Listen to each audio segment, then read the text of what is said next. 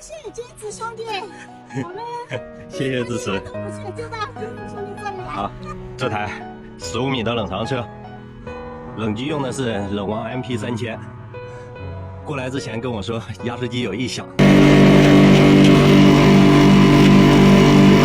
说实话，压缩机用久了都会出现类似的声音，但是出现了声音之后，你就会发现打冷陆续变慢了，因为里边的阀片有异响，压缩机会出现磨损，所以说导致压缩不好，制冷变慢。接下来就给它安装这台压缩机，正在准备更换压缩机，小舅子。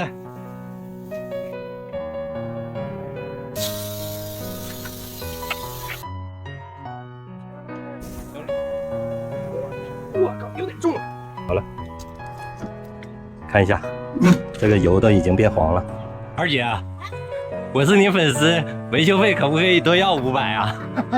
啊？给二姐优惠。有点沉，简简单单，不重。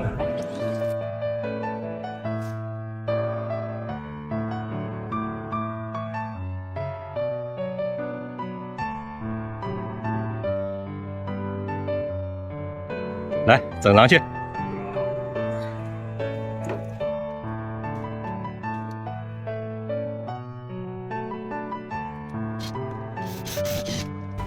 等一下把它镜子给它换了，是不是？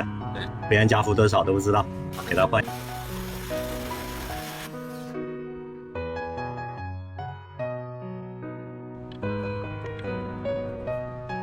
这样看着就舒服了。虽然说干燥过滤器看着还是蛮新的，但是更换压缩机这个还是必不可少的，给它换个新的。有倒拔垂杨柳的，我老弟现在倒拔氮气瓶，不氮气，开始试漏，确保每一个接口都给它上紧了。大功率真空泵必不可少，终于快搞定了。霍尼韦尔404。